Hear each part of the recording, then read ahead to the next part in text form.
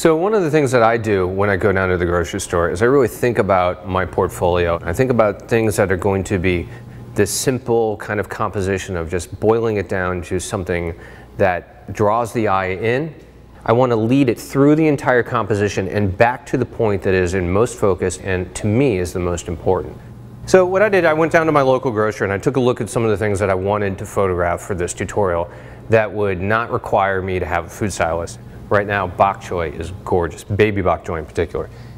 Its shape is completely wild. It's almost foreign in the way it looks. And it's really unusual. So how am I going to work this so that I can bring the viewer's eye through the entire composition and back? That's something that I'd like you to start thinking about as you go down there. Pick up the food, look at it, kind of play with it, look at it from different angles. It will really help you pre-visualize so that when you get on set, you've got a great starting point. Now, some of the things that I know I want to photograph. I want to photograph some Brussels sprouts just because they're cool, I love them, and I know that they're going to really contrast in this black cast iron pan that I want to photograph them in. I also thought, you know what, figs are in season right now, and figs are something that I absolutely love. If you look around, you can find some great fig recipes, and what I want to teach you is that you can work that same food item into a couple very different dishes. So we're going to start by doing a fig breakfast sandwich. This is going to be fig and cheese on a really great crusty farm bread, which is also something that you can find in bakeries these days that are just outstanding. They're doing a great job with baked goods where you don't have to have a food stylist come in to do this. You can find some really remarkable, I mean, look at this. This is right off of the store shelf. So we're going to do a couple different fig shots. We're going to start with our breakfast sandwich, but then we're also going to do it in a different way that feels a little bit more upscale, like it could be something that is an appetizer for dinner, and the mood might be a little bit dimmer, the lighting might be a little bit dimmer and darker and a little bit more romantic.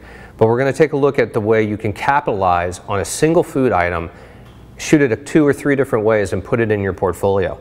Now, you don't necessarily want to come out with a portfolio that's got 3 fig images and 8 pepper images and 4 Brussels sprout images, because then you really don't show depth.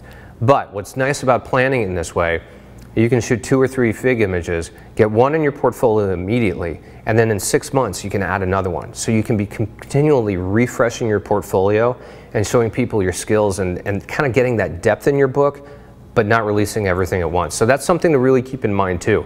Kind of plan this out. Think about how you want to present your portfolio going forth. When you go down the aisles of a grocery store, you can spend an enormous amount of money. So really chunk off only what you can handle in a day or 2. Ingredients, particularly if they're fresh, are going to die pretty quickly.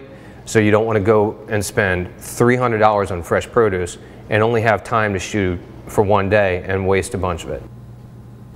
Another thing that I continue to keep in mind as I go grocery shopping is the environment that I'm going to place the food in. I think a lot about its form and its shape as I'm looking at it, but I'm also kind of pre-visualizing where I want it to go. Because composition is incredibly important, but you want to create a sense of environment. In doing so, you're going to evoke emotion, and that is the key to selling absolutely anything photographically. It's drawing emotion out of the viewer. So I take the time to go through my props and my surfaces, and I think about, okay, if I'm going to do a fig shot that is a breakfast sandwich, what do I want to convey? I want to convey something that's light and airy and gives you that, I want to wake up in the morning, I want to absolutely make this fig and cheese sandwich, and then I'm going to head out and start my day. So I take a look at different things that I have in the studio to help create that environment, and I actually envision that first by laying it out. I go ahead and I think, all right, I grab a couple figs, I put them on a plate, and I kind of start to play around with the idea of the environment that I want to create. So here I got this great old linen. It's got this nice little orange kind of stitching going through it. It's going to give me a little bit of texture. It's going to give me a little bit of sense of time too, because it's definitely not something that you would find on the shelf today. So it's going to give me kind of a sense of place. Again, that's going to speak to emotion, which is going to help sell this in the end. So I picked out a few things that I really liked. I've got this glass plate and these really unusual fork, knife, and spoon set, which is porcelain, which I've never seen anywhere else. So I'm going to capitalize on this because it's going to give me this kind of monochromatic feeling with the background. It's going to tie in well with the orange, and it's going to play well with the glass.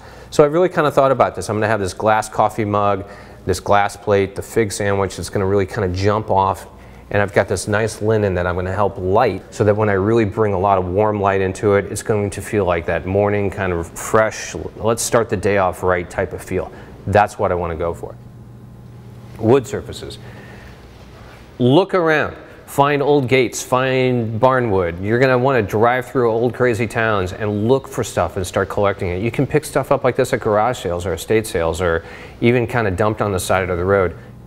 So I took a look at something simple in terms of a dark background, maybe a glass bottle that I can get some light to kind of come pushing through to create a reflection on the surface. And then again, I'm repeating glass in terms of my plate, but I'm looking at something that's very different from the other set. It's got a lot of texture to it. I'm not sure if I'm going to stick with this yet. I like it. When I was kind of playing around with it, I thought, yeah, this is a good direction to go in because I can kind of see the surface through the glass. It's a little bit hidden by all the texture, but it's still there. It's got that feel for me. And I know that light is going to play really well with it. Again, I'm not sure if I'm going to stick with it, but this is my foundation. This is where I'm going to start. And very quickly on set, I'm going to know if I'm liking this direction or if I'm hating this direction and if I need to shift gears. So I also took a look at milk and cookies, because who in their right mind doesn't like milk and cookies? There's some great fresh baked stuff out there. We didn't have to have somebody come in and bake this. We didn't have to work with anybody. I took a look at my surfaces and a couple different props. I thought, oh, you know what? This nice little old baking rack, that's perfect. That gives you a sense of place. That gives you a sense of time. Once again, it's nice to help create a sense of time in order to create that environment. It's going to convey to the viewer that that food belongs there and that they in turn belong in that scene. It's all boiling down to simple little tricks and creating visual cues that build environment, that create emotion, and through the composition lead the eye of the viewer all the way through and back to your main focal point. Then the last thing is I wanted to play with a shot of Brussels sprouts. Brussels sprouts I think are really kind of interesting, and the way I'm going to play with them here is to caramelize them on one side, so they're going to be kind of not black, but they're going to be burnt a little bit, and they're going to have that good caramelization, which is going to play really well with this cast iron pan and this old French baking pan. It's going to be kind of monochromatic, but the colors are really going to pop. Again, because we've got this cast iron pan, it kind of suggests a time frame, and it suggests place. It's coming right out of the kitchen, it's nice and fresh, and evokes that emotion in the viewer that we're looking for. Well, we've had a chance to talk about food, its shape, its color, what we want to look for as we go down to the grocery store. And we've also talked about pre-visualizing, going through your prop room, going through surfaces, taking a look at things that you want to use in order to create a sense of environment, to give emotion and give a sense of place to the dishes that you're going to prepare. So now let's go ahead and let's put that into practice. We've got a very rainy day here. We're going to push right up against the windows and we're going to play with the natural light. But we're also going to contrast that with using our own strobe light to recreate the natural light feel.